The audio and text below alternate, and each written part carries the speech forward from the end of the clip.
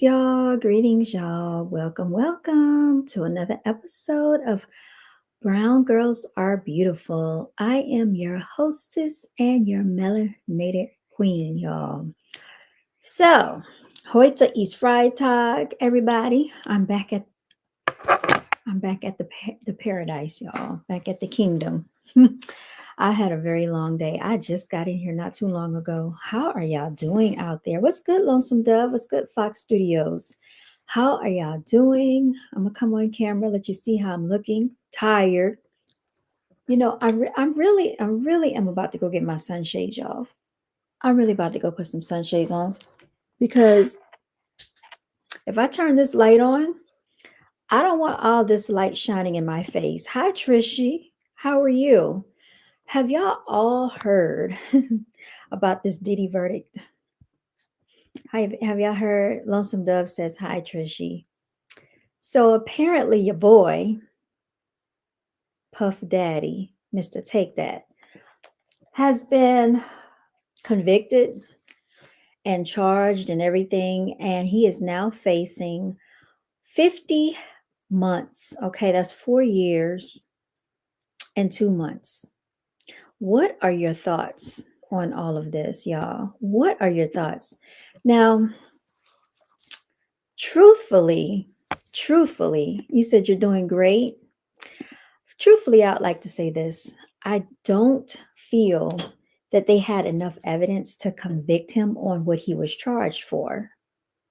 You said you heard that Diddy cried and begged. Oh my goodness. I don't think that he had enough evidence for what he was convicted for. But I will say this.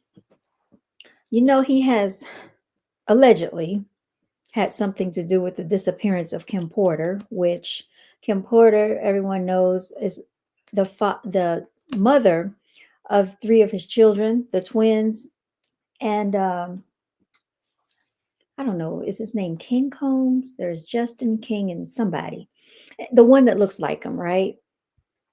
He said, I don't know it had he got to do time.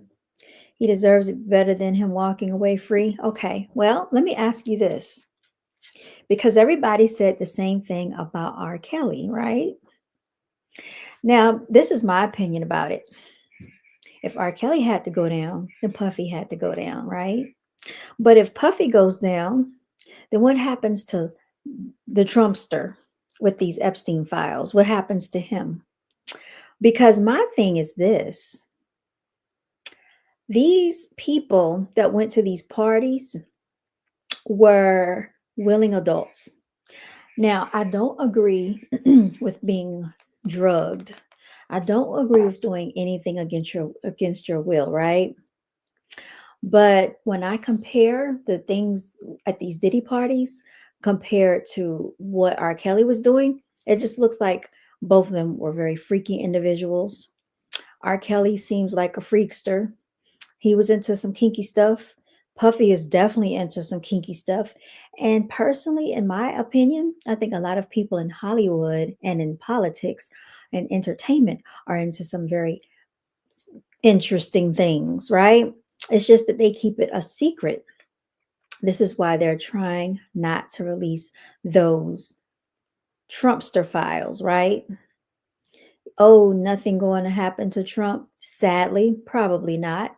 The Diddy memes were out of hand. All that baby oil they kept talking about, y'all.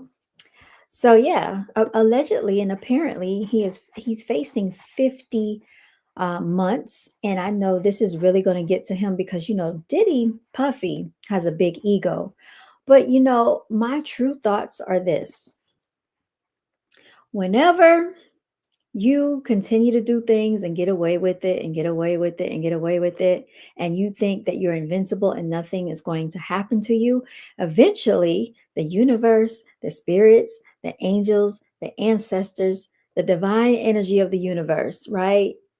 It has a way of judging. And I think this is some of what is going on. He said, to be honest, it wasn't that funny. The chat looks good in purple and blue and black background. Okay, thank you.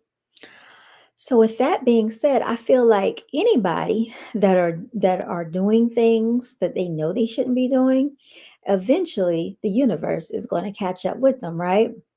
And I'm not necessarily saying that, these females deserve for him to go to jail over them, because I certainly don't believe that.